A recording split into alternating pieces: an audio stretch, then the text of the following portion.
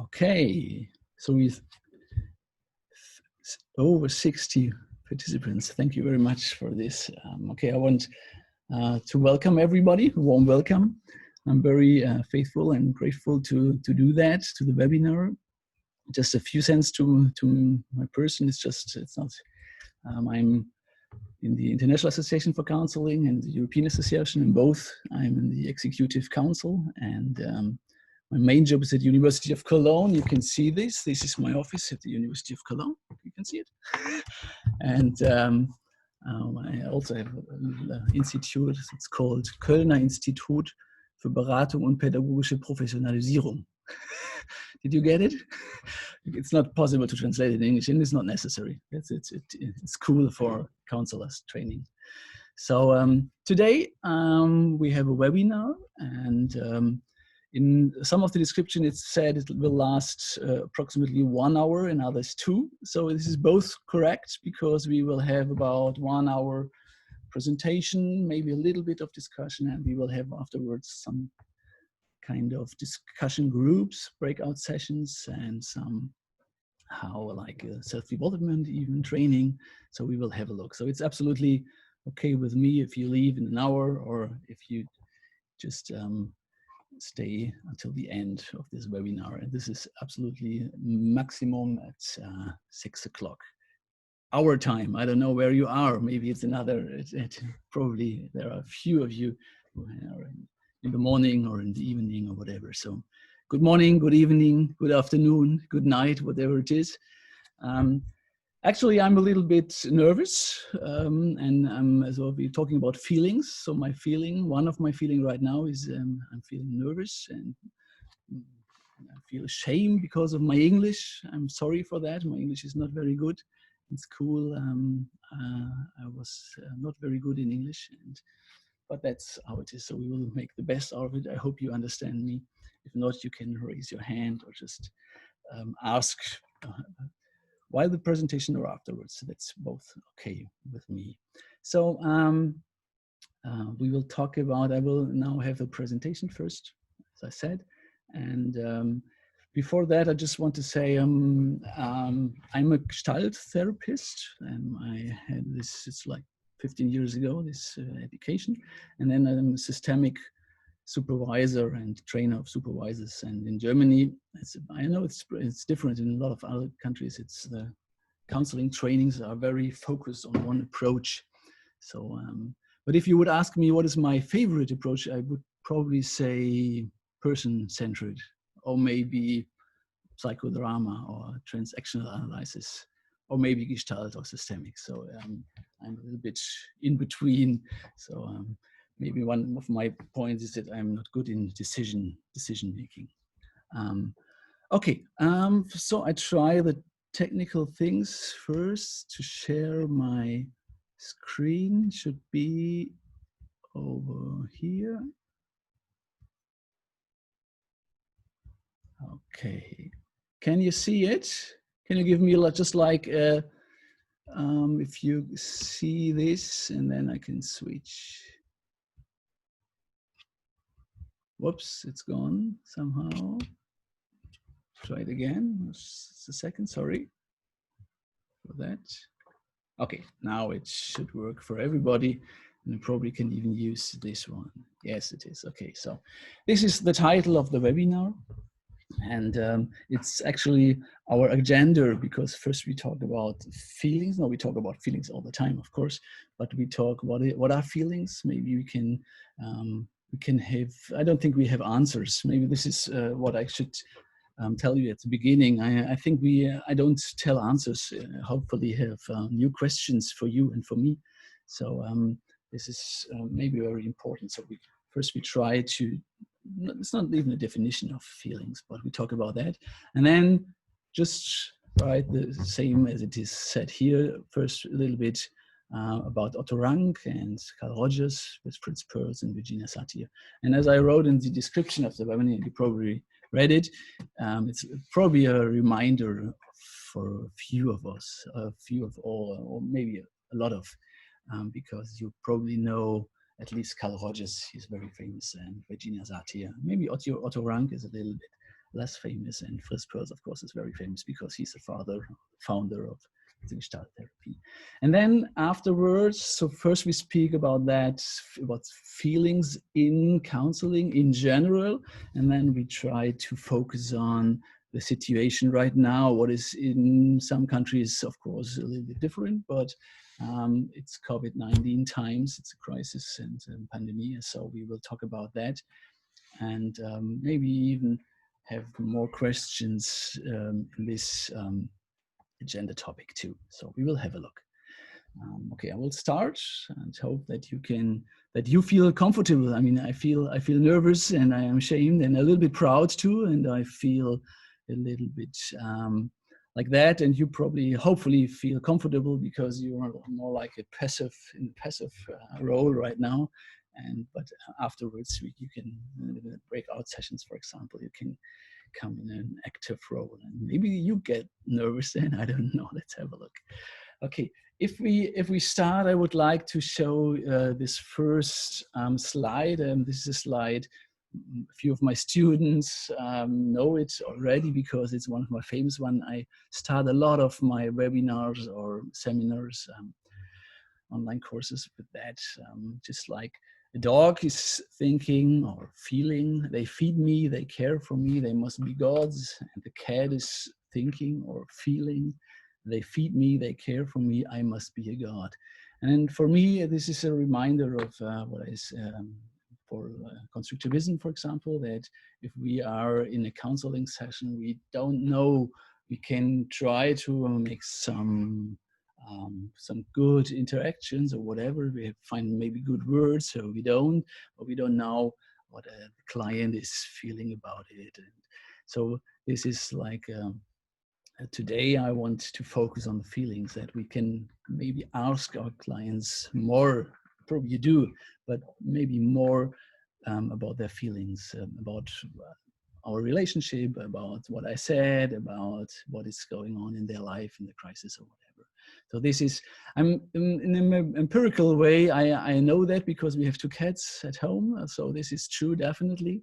On the other side, dogs, we have some friends, they have dogs, they say that this is true too. But also we have to be careful because don't think too much in stereotypes. Of course, there are dogs, they think and feel in another way, and cats too. And of course, this is the meaning of this picture, of this metaphor, that we are always cats and dogs inside us. So we feel, sometimes we feel like this dog over here, and sometimes we feel like this cat over there. So before we start, before we get deeper in it, I want to have just like one definition, kind of definition. You probably know Paul Ekman. He's one of the famous on emotion-focused science. And just to read it, emotions are a process, a particular kind of automatic appraisal influenced by our evolutionary and personal past, in which we sense that something important to our welfare is occurring, and a set of physiological changes and emotional behaviors. So both begins to deal with the situation. And if I read this a few days ago when I made this presentation, I was just thinking about it. It seems a little bit too passive to me, because the emotional behavior begins to deal with the situation. But of course, it's meant we deal with the situation, and we deal with psychological changes and with emotional behaviors. So as I said, I want to start like a little bit like a definition, although I think it's always just like a reduction of complexity. So it's just a try, it's a nice try to handle the topic feelings, which is a real deep one, a real wide one. And Paul Ekman did it, and Paul Ekman said there are 7 basic emotions, and I tell you, but I don't think that's true, because I think there are a lot of more, and maybe, but I don't want to make an intellectual discussion with you. If there are 7, there are other researchers, they say there are 9 basic emotions. And I think it's very important to speak about emotions, about feelings with our clients, but it doesn't matter. There's no wrong and right. So we can speak about it, and we always, or it's good to ask, to deeper asking, what do you mean by you feel anger, or you feel contempt or disgust or whatever. So But I will tell you, and we will have a look. Those pictures are from the Paul Ekman group, the PAG. That means Paul Ekman group is from the internet, so you can have a look. And anger is one of the 7 basic emotions. There's another one, contempt. And he found out in his research there is disgust. That looks like disgusting, huh? Otherwise, there is enjoyment. Maybe in other research it's called happiness, but here it's enjoyment. It's very, very interesting, just by the way, that in different languages, it's not that easy to translate feelings. And when I look closer, because I'm used to speak about that in German, of course, because German is my first language, and to translate feelings, it's not that easy. So, and for example, Paul Ekman wrote a book together with the Dalai Lama called, I have to look, Emotional Awareness. It's in English. And it's very, very interesting because, so this is like a commercial for this book, Paul Ekman, Dalai Lama, Emotional Awareness, because they talk, it's a little bit like it's a dialogue. They talk about feelings, emotional awareness. And the Dalai Lama says at one part that there are more words in some of the languages in Asia than there are in English or German, for example. And I found that very, very interesting. So if we talk about feelings, we often come to it's not that easy, because it's not common to talk about feelings, and sometimes we don't have the words there. And this is one of my fear is the next one. My fear today is that I will miss words, that I don't find English words, because I think even if I would speak in German, it's not that easy to get very close. What do I mean by fear? I am afraid of, but afraid of what? Fear, for example, is a feeling what looks more in the future. So I'm afraid of what is going to happen, or what is it? So if it's not that easy for me to speak with clients in German, and it's more difficult for me to have a webinar in English on that. But I think it will work somehow. Okay, fear is one of the 7. Sadness, of course, is one. Sadness. But if you look at sadness, for example, desperation is somehow a deeper sadness. But is there a real, like in research, definition between sadness and desperation, or mortality? It's much rather sadness. Being afraid of mortality, is this sadness? Where is the difference? But again, I don't want to talk to you like intellectual. I don't want to talk to you about like the research. I want to talk to you together with you about how can we use talking about feelings in counseling. And there's surprise, of course, and this is the 7th of the 7 Paul Ekman found out. And I don't know, at the beginning, I think there was one missing. I think first he talked about 6, yeah, that's right, about 6 basic emotion, and then he found out, oh, there's a 7th one. So, and this is contempt, that was the last one. So maybe he or someone else will find out an 8th one or a 9th one or whatever. So what I want to say with this is, in my opinion, we have all those feelings and even more, and we have it in us and in us in the same time. So as I told you, my feelings right now, they're like different. So it's not just like ones. And so this is one thing I love to talk with my clients about. What feelings are there in the same time? If there is anger, for example, I feel angry about something, there's often like a sadness behind this. Or I don't like the word behind, because it's, as I said, it's the same time. But sometimes it's like there would be in the background or the foreground, like the Gestalt speaks about background and foreground. Probably some of you know that. And for example, the transactional analysis from Eric Byrne, they speak about racket feelings or favorite feelings. And that does not mean that I like them, but that means that I'm used to it. If I learned to feel, for example, sadness, but I didn't learn to feel anger, probably right now I feel more sadness. And if I talk in a counseling about sadness, and counseling maybe asks me, what is there another feeling? What is about this and this and this? Then I can find out the other feelings which are there too. And then of course, what can I deal? What is my my price. One of my favorite questions in counseling is, what is the price? What is the price you get by that feeling or by that behavior? And what is the price you pay? It's even a nicer expression in English, because it's price, but you pay a price and you get a price by everything what you do. So this is one of my favorite questions. Okay, but right now, second, we are, yeah, this is just like a visualization, but I try to do that. There are so many different feelings and they just like grip each other. So it's a little bit like this, just not once. And of course, maybe it's one. This is meant by this a little bit bigger and smaller one is in the foreground and in the background. And this is just like a few examples. Happiness, love. Is love a feeling? This is a very good question. I think it is. Is it a feeling what is especially for one person, or is it, if it's real love, what is real love?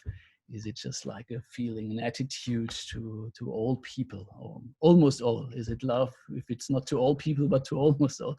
So these are questions which are not just philosophical. They are philosophical too, but they are very practical and I think important for counseling.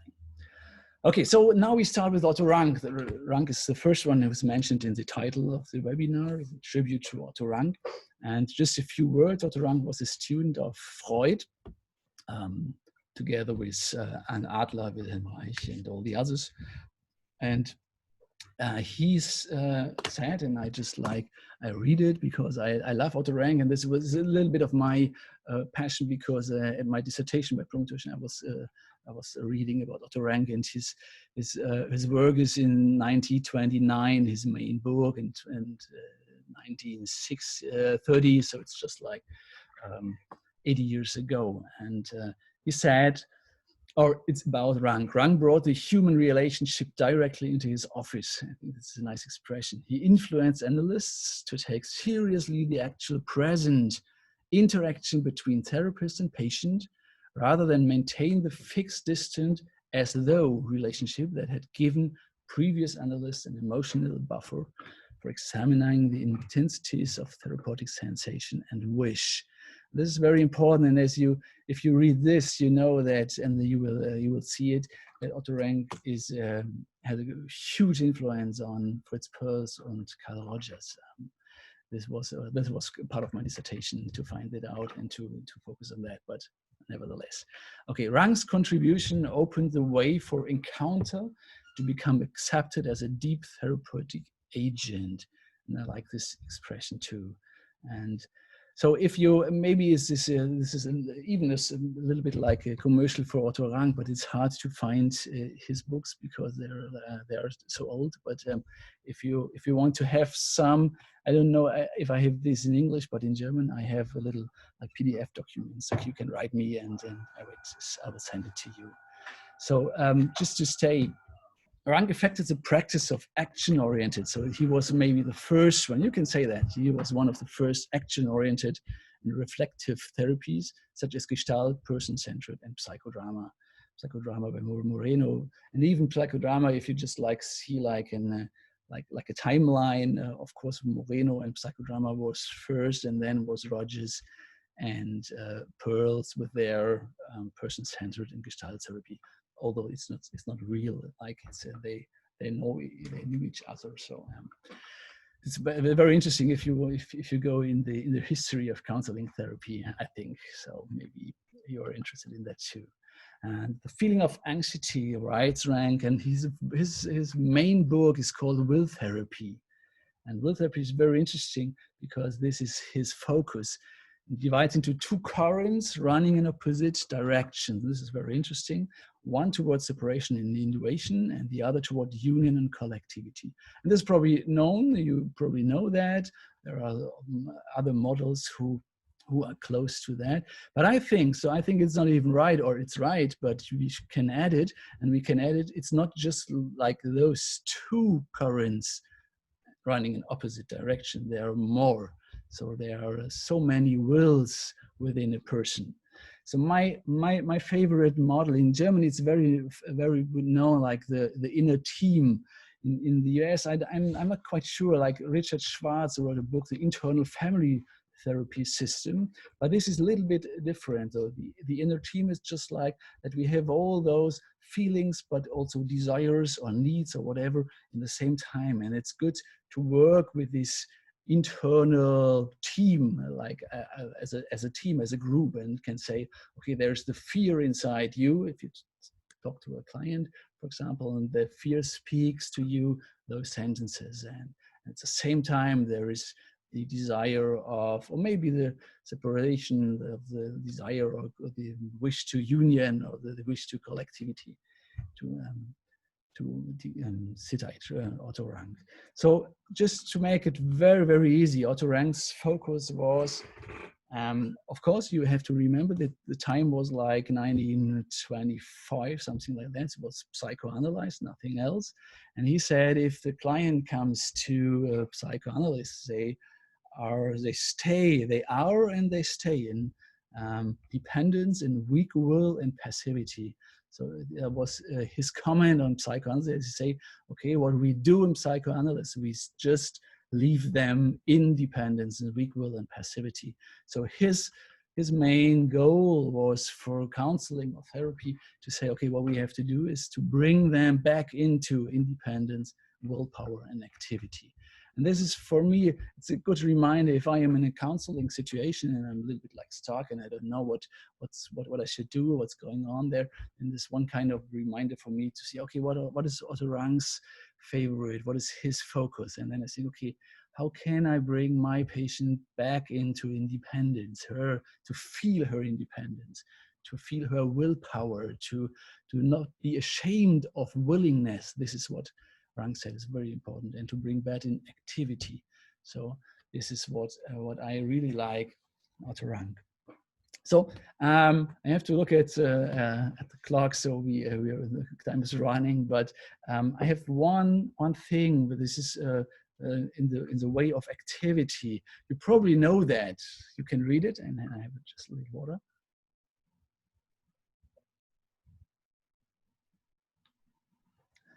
I guess the most of you know that.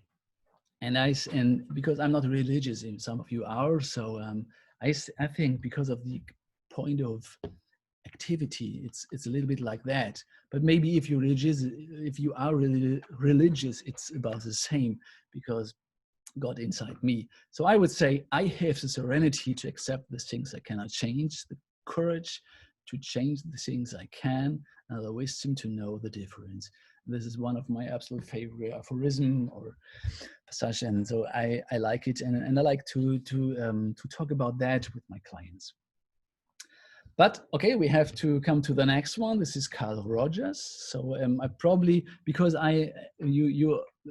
most of you know Zoom, so I just see a few of you. So if you raise your hand, I probably don't see it. So it's maybe more realistic to have, if you have questions, or that we discuss it a little bit later. So I first make my presentation, and then we can get in a more interactive webinar. This is what I like most, but so maybe this is a good way just to finish the presentation first, although it's a lot of words from me then right now.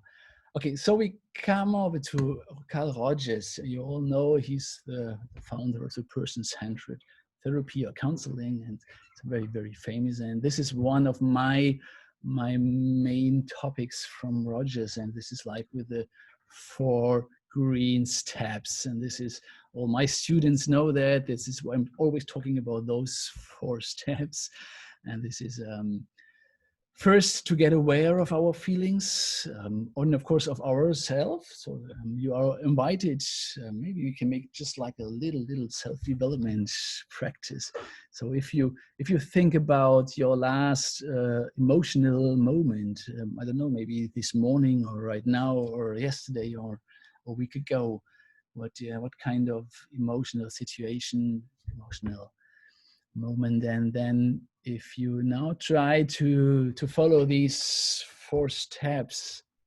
So the first thing is to get aware about the feeling. What is it? And what is it? That brings us to the next step, to verbalize, just to speak about it. You know, the title of this webinar is talking about feelings, and that's it. some people say that Carl Rogers and Fritz Perls and Moreno with psychodrama, they are emotion-focused therapy. And I said in the description, this is like when you are emotion-focused therapist. So we talk about that, to verbalize it. And that's often, for me, if I go to my therapist and to my supervisor, it's not easy. It's not that easy to talk about it. But what is it? And then again, what are in the same time for another feelings in me, inside me? So the second step is to verbalize. Then the third one is to understand. And of course, this one could be like one or 2 or 3 hours or whatever. It could last like half a year within the counseling to understand my feelings. Could be like psychoanalysts, could be a systemic understanding, and could be something else, of course. So this is the third step. And then the fourth step is to value. I don't know if value is the right translation, maybe to cherish. I have a little bit of to esteem. Esteem is, I think, very good. It will come again when we speak about Virginia Satir, to esteem. So I think this is a good way to express this. In some other presentations, in other webinars or online courses, I have then another fifth step. And that is just like talk about the client if they want to change anything in little steps, if they want to try to find out something, another behavior or whatever. So this is sometimes the fourth step. But I think if we talk about feelings first, and if we, in German, I tell it hardcore Rogern. So if we just like go really like Rogers did, this is the important, the fourth and the 1, 2, 3, 4 steps that are very, very important for that. Maybe if you probably know Roger, so maybe you have never seen those 4 steps. The visualization I did it, but I think the meaning of it, I think you probably recognize this is Carl Rogers. And of course, you know, the main famous or the famous of all of Carl Rogers' findings is that empathy is so important, and all the other attitudes, even behavioral cognitive therapy or whatever, they all say, and research is just like saying that empathy, the relationship between the counselor, the therapist, and the client is so important. So I have just a little bit about empathy for you, and it means entering the private perceptual world of the other and becoming truly at home in it. And I like this expression. It's a little bit like a bridge. This is the, you know, the California Golden Gate Bridge you see. It means temporarily living in his, her life. And of course, temporarily, just in this, I don't know what kind of counseling you do. It's maybe like 45 minutes or 90 minutes or whatever. And in these minutes, I temporarily live in my client's life. And this is like empathy. And in my teachings, I always say, okay, empathy and confrontation, and it's very close to, okay, I try to understand the feelings of my client. And of course, I can add something. I can add my experience. I can add my reaction in the counseling. And of course, I can also, like psychoeducation, like I can add models. I can have some kind of helping understanding. As you remember, the third green step, to understand the feelings of the patient. Okay, another description of empathy is, but not trying to uncover feelings of which if the person is totally unaware, since this would be too threatening. And this is very interesting. If we have time and if we are like in this room together, we could discuss this, because I'm not quite sure if this is true. Of course, it's you have to be very sensible and have good feelings about your relationship. If it's too threatening, or is it not? Is it helping? If I talk with my client about his feelings, if I have some kind of thesis of his feelings, of his understanding, and if I am too confrontative. So this is what we talk about when we talk about Fritz Perls later on. So this is a little bit a question for me again, and not an answer. So maybe you can think about your clients if you are working with clients at the moment. I know a few are students, and but probably they are working with clients at the moment too. So That's it. And then there's one other about empathy. I think it's very important. Empathy is correlated with self-exploration and process movement. And I think the exploration, self-exploration is very, very good. It has been learned that a relationship climate with a high degree of empathy is associated with various aspects of process and progress in the therapy, process of the client and progress in the therapy. And and if I talk about students, and we see, or we have a counseling, a live counseling, we have one student who said, okay, I will be the client for the next 20 minutes. And then I'm the counselor, and afterwards we have this kind of sharing, and then we have a theoretical reflection of the counseling. I'm talking with the students, and then I say, it's not that easy if this is like, is this empathy or is it not empathy? And how do you see, how do you do empathy? So probably most of you did talk about that, so that's not you for you. Okay, if you talk about Carl Rogers, I have another one or two sentences I want to talk about. Very early in my work as a therapist, I discovered that simply listening to my client very attentively was an important way of being helpful. So when I was in doubt, the doubt is a feeling too, as to what I should do in some active way, I listened. It seemed surprising to me that such a passive kind of interaction could be so useful. And you probably know that. But in the beginning, he said, very early in my work. And so we go on. And Carl Roger later said, a little later social worker who had background of Rankian training, you see, this is Otto Rank, helped me to learn that the most effective approach was to listen for the feelings, the emotions whose pattern could be discerned through the client's words. This is interesting. For me, it's very interesting. As you see here, it used to be possible to have a Rankian training. I don't know how, in which countries there are still Rankian trainings. I'm so sad that in Germany they are not. Otto Rank is forgotten somehow. Okay, but this is what Carl Rogers says. And then further on, best response was to reflect these feelings back to the client. Reflect becoming in time a word which made me cringe. And cringe is a word again. I have two sons, they're teenagers, they speak about cringe, and Rogers too.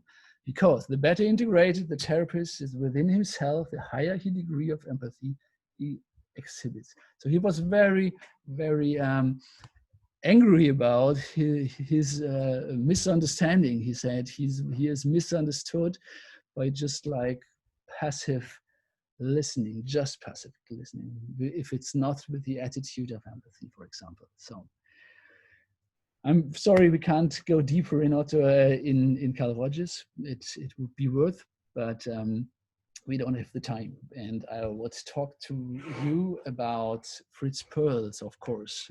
I'm a child therapist. And as you know, Fritz Perls has, if you, again, it's a reduction of complexity, but in my opinion, in my listening, in my understanding of Fritz Perls, those four aspects are the most important ones. And of course, the here and now, the awareness, confrontation, and IU relationship. And we just have like one slide to each of them. And maybe you know that he was in Japan in a Zen monastery, and when I'm reading like Zen or other Buddhism literature, it seems to be very similar to what he is writing. And Buddha said once, "There's just one time worth to get awake. It is now." And I think to work as a counselor in the here and now is so amazing. It's so good. So it's not just like if you say, okay, you have a conflict, and then you tell the client to explain the conflict in the presence, for example, and not in the past. Or if you invite the client to try to feel like he felt in this situation, for example. It's even more, it's more like what is right now, what is in the here and now between us, for example. And this is for for me, it's always very, very interesting if there are some topics, some themes, for example, some feelings. For example, if there's a client and it's one of his themes is that he's afraid of whatever.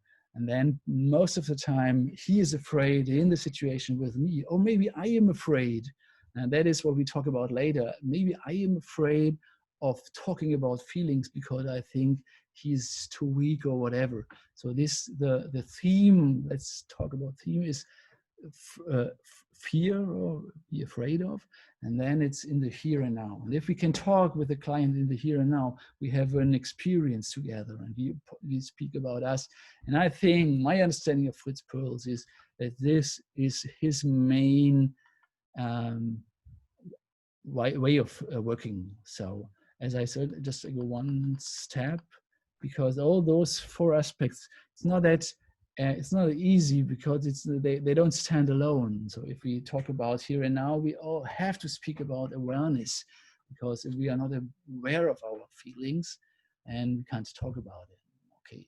So, and if you remind the 4 green steps by Rogers, you see, okay, it's close to that too. So if you see Rogers and Perls, there are a lot of difference, but there are, at least in the literature, in their books, they're somehow similar.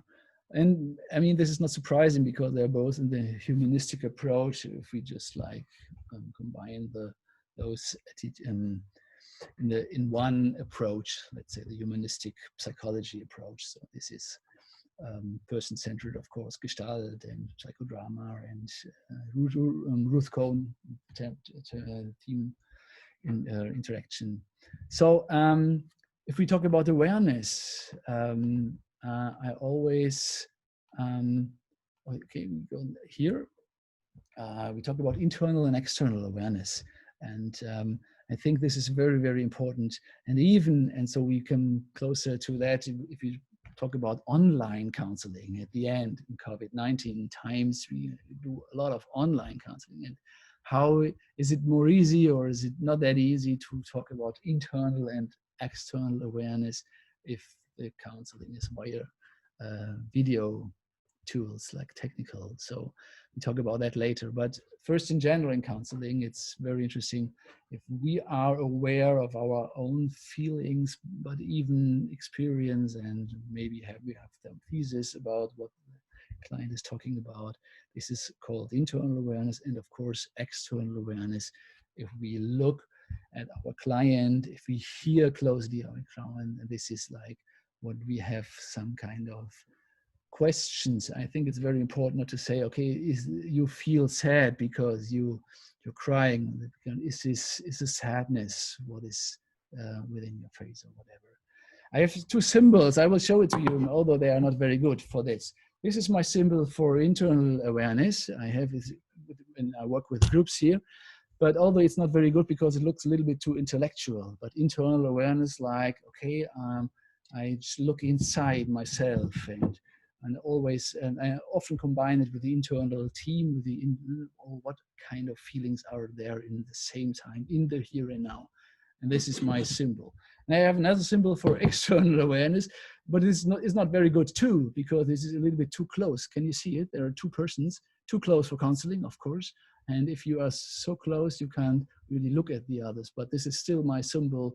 I should have some new ones, but this is my symbol for external awareness, to look and to try to, it's a little bit like empathy then again, to try to find out the internal things, the internal awareness, and to strengthen the internal awareness of the client. I don't know if you can read it, or is it too small? It's just like a cartoon. I want a greater self-awareness, but can I continue to be unaware of my bad qualities? I like this one.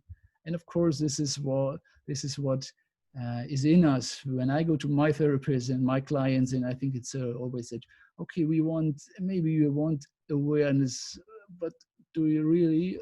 Not really, but yes, in some place, yes, I do, but I'm afraid of. So we are feelings, we're talking about feelings.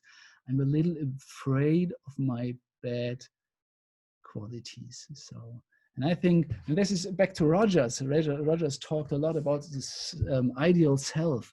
We all have ideal self, and we are trying that all the others don't see our real self. So this is, for example, when I talk about my feelings, my nervous. I told you I'm a little nervous because I'm afraid that you, for example, recognize my bad English, or that I'm talking about what I do not really know, or whatever. So that's a little bit like this, like the cartoon. So I think it's very good to work with clients and try to find out what is their ideal self and what do they do that no one will recognize that there are some other internal, here in the cartoon it said like bad qualities. So somehow. If we talk about Fritz Perls, we have to talk about Martin Buber. It's just like 2 slides to Martin Buber, because as you saw, the 4 aspects from Fritz Perls, one is the I-U relationship. And you probably know Martin Buber, he's a German philosopher. And he said, ich do, I do, or I-U is a relationship that stresses a mutual holistic existence of 2 beings.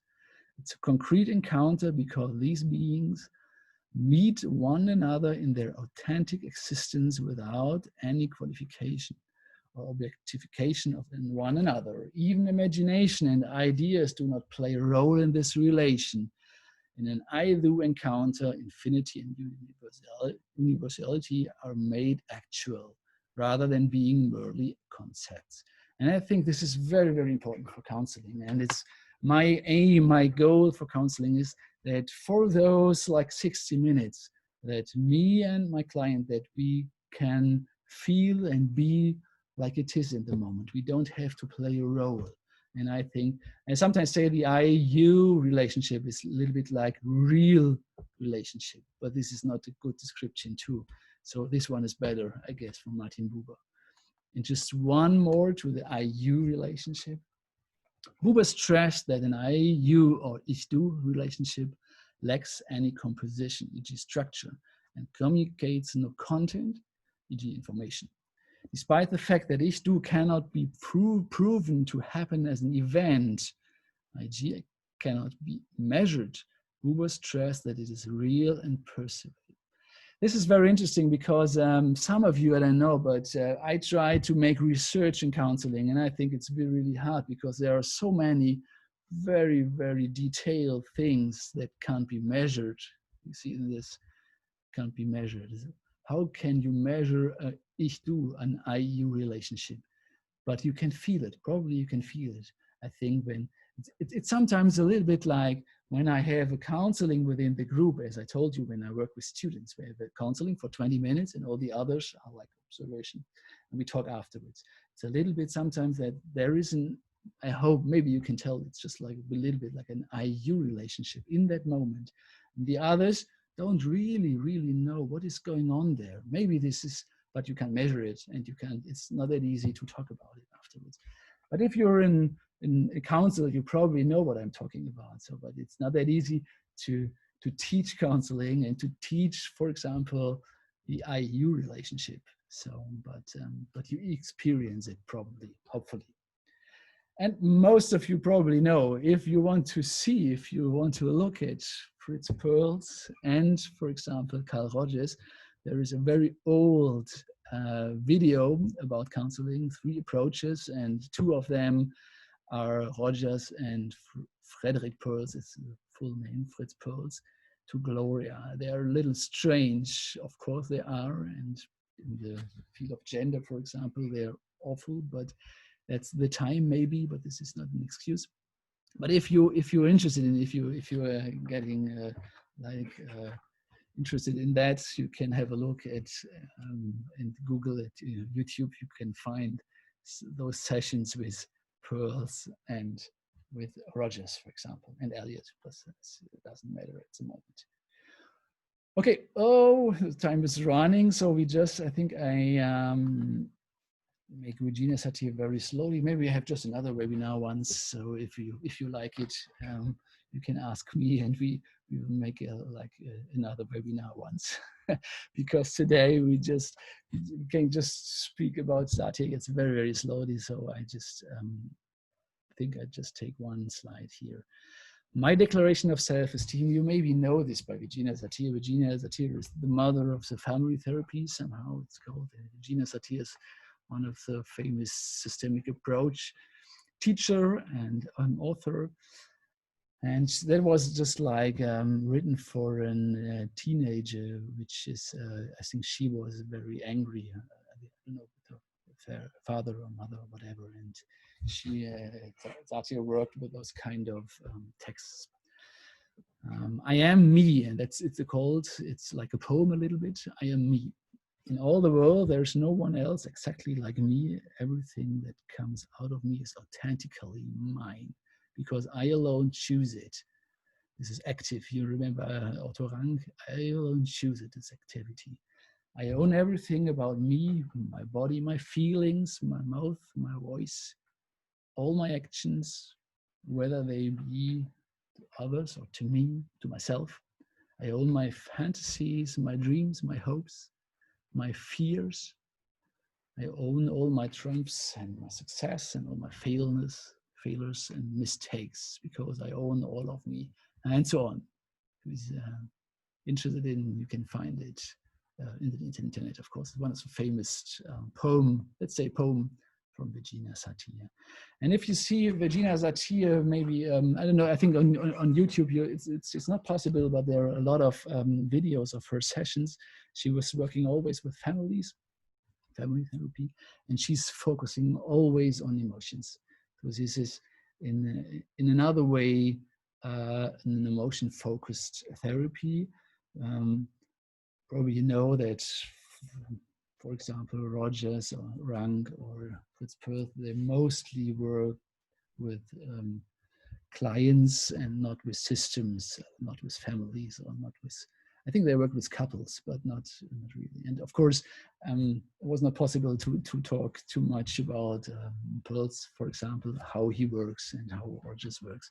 But maybe it is somehow like introduction or reminder, whatever it is for you. So I skip, wait a second, please. It's a technical, let's go over there. And okay, so now I would like to focus on online counseling, and then we can have some questions, and we can have a look, and we will have a little break for 5 minutes at about 5 o'clock. So and afterwards we start with some breakout sessions. We will have a look. Okay, this is what is on, what was, you probably read it, the webinar description. I had a thesis. In my supervision groups and in my own practice of counseling, I recognize a fear of talking about feelings via video technology and online counseling. Counseling is getting more solution-oriented and more technical. And I wrote this title, and I don't know, like two months ago, and or like 6 weeks ago. And after it, my experience changed a little bit. So I'm really, this is more like a question than an answer, because I have had, but maybe because I am focused on emotions because of this webinar, because of my working on this webinar, because I think in my supervision groups, for example, in my counseling with individuals or with couples, I was even focusing more the emotions. I'm very strict in asking what is the feeling, and patients then say, okay, I feel insecure, or what is the feeling? I still like, I stay at that question like twice or 3 times or whatever. So,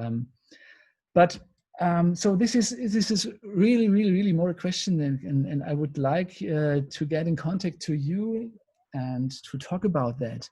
What is your experience? And I mean, if there is fear about talking about feelings via online courses, it's probably it's good to have a fear. It's good at least to be sensible. I mean, it's like I said, it's like we pay a price if we are afraid of talking about it, and we get a price. So what is the price we get if we talk not that much about feelings than we would do if it's like a vis-a-vis counseling?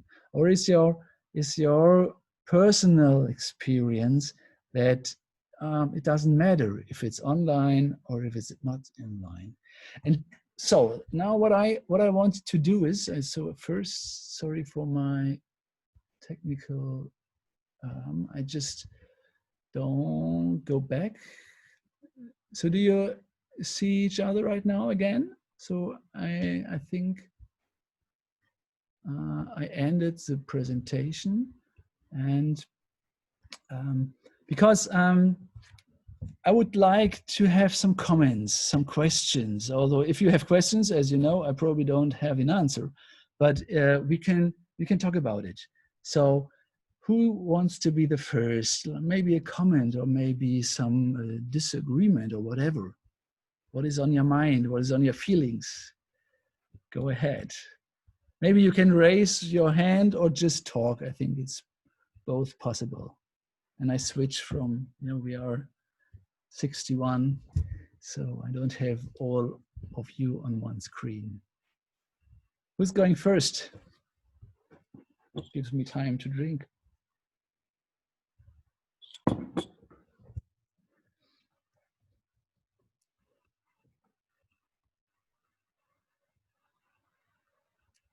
Don't feel ashamed. Anna Maria. She's a colleague from the International Association, from the Executive Council. I welcome you. Nice to be here. Anna Maria.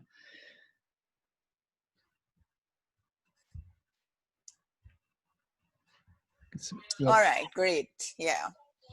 Yes, from Trinidad and Tobago in the Caribbean. I said if Carl Rogers were alive today, I would have been a groupie, right? I would have been behind him. Anyway, the point is, I believe that feelings are facts. Feelings are facts. You cannot tell a person that they're not feeling how they are feeling. But then I heard a psychologist on a television show. She was talking about, it was on one of ABC, one of the American cable, the network. And she said, feelings are not facts. And then I heard it again and I was trained in New York at Columbia University, but I'm not, so that totally confused me because I firmly believe that feelings are facts. You cannot tell a person they're not feeling how they are feeling. And for her to say, and I listened to her and I looked at her and I'm saying, I don't know if this is a new something because I was trained many years ago, but I firmly believe that feelings are facts, and I get a sense that you feel that too, that feelings are real. Yes, of course. Yes? Absolutely. And, absolutely.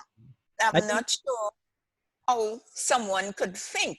And she's a therapist, a psychologist, saying that feelings, I got so confused I didn't even take her name or anything, but it was said that feelings are not facts. Is that a possibility? Whoa, I don't think so. Because Okay. I don't, if you talk about facts, I don't really know, because facts sounds like there's an objective world and it's like it is. But if we talk about feelings and I say I feel like this, for me, then that is a fact, absolutely. That is real. Is it? Yes. Yeah. Okay. I just wanted to, because, that really, and I'm trying to see if it's some new way of new ideology or something, but I'm not finding anything anywhere because I'm strictly Rogerian. Is there anyone here in the group who knows something about that or is disagreeing with us? I don't. Yeah, Barbara. Hello. Hi. I would say feelings are the reality of an individual. And only the individual can say what its feelings are. So I wouldn't say facts. I think feelings are facts. So I agree with this point of view, but I would suggest to talk about the feelings are the individual reality. Okay. Even if Okay. and no matter if they are conscious or not conscious. Okay.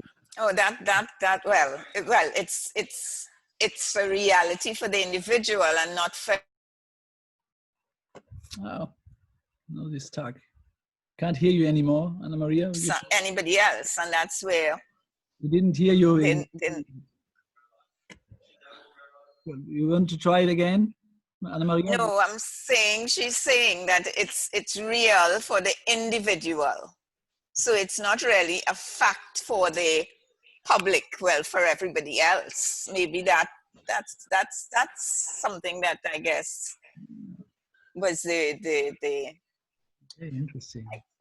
Behind the statement but I think the statement probably needed some more expansion, that feelings are not facts for everybody. It is individual. It's for the individual. Yeah. Thank you.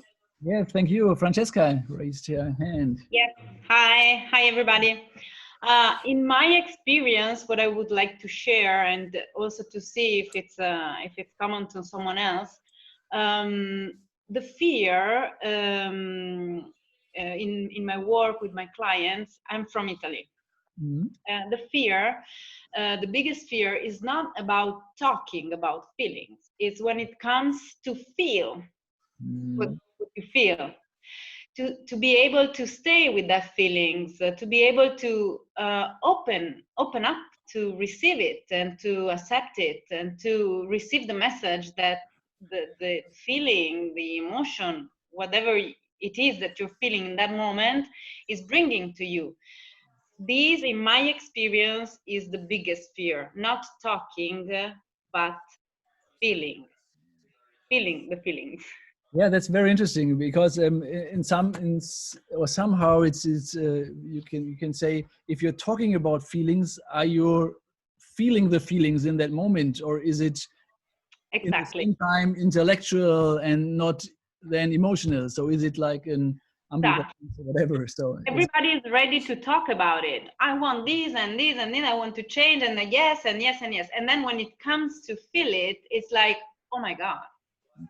Very interesting. Yeah. And, so maybe both of them. It's not so it's like, if we as a counselor, if we with the clients, and we help them to first feel and then stay with the feelings, and afterwards talking about it. Maybe this is somehow okay. Thank you very much, Francesca. Interesting. Yeah, and then to integrate it somehow. Exactly. Thank you. Is there any other question or comment? Very interesting. Andreas.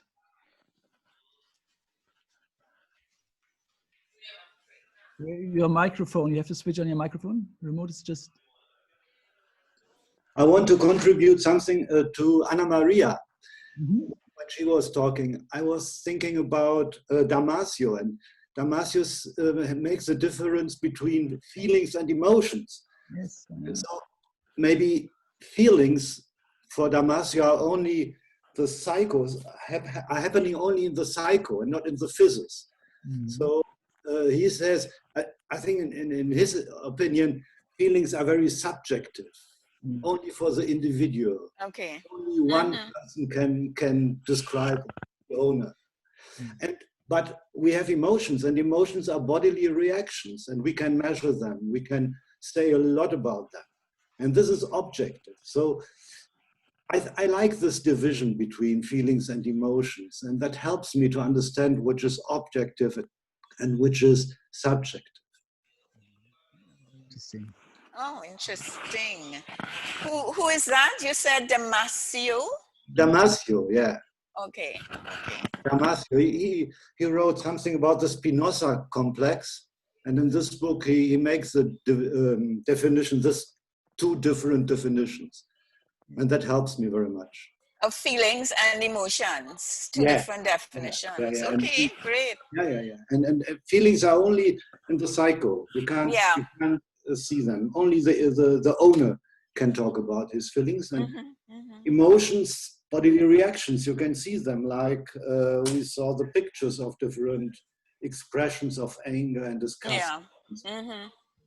So maybe we can say like the emotions or the feelings are facts for the owner of the feelings, something like that. Only for them. Yeah. But do you think making a statement that feelings are not facts was too broad and too open and could be misconstrued, misunderstood? Well, I think feelings, you can't discuss really about feelings, I think. Only the owner has the right to say, this is my feeling, and nobody else. So it's subjective, but it's real, of course, for me. Of course. And I guess that's where empathy would come in if we have to help the person. Yeah, absolutely. Yeah. It's a try. Empathy for me is a try. Of course. A try. Yeah, a try. Okay, thank you very much, Andreas. Is there any other question or comment? Is there any? Try to switch. Is there anyone? Yes, Andrea. I think it's. I want to just underline the thing with subjectivity of reality. I think that's the point that you hit on your first slide already. Imagine what the cat is feeling. So it's for the cat, it's a fact that she's a god, right? So she feels godlike. Yeah. So that's her absolute subjective reality. And she'd say that's a fact for her. But the dog wouldn't agree with that, right? Yeah, absolutely. Yeah. Okay. Yeah. Thank you for this impression. Anything else? We're just a little bit over time, but maybe one question or one comment. Okay. So I would say we will make a 5-minute break, just like, and you can stay in the Zoom, of course. Just remute your mic or video if you want to. And if there's anyone who has to leave, no problem. But all the others, we will be back 10 minutes after it's 5 o'clock here in Germany and somewhere else. So in 5 minutes, we will be back. Okay? If you're leaving, thank you for being here, and maybe meet you once again. And for the others, see you in 5 minutes. Bye.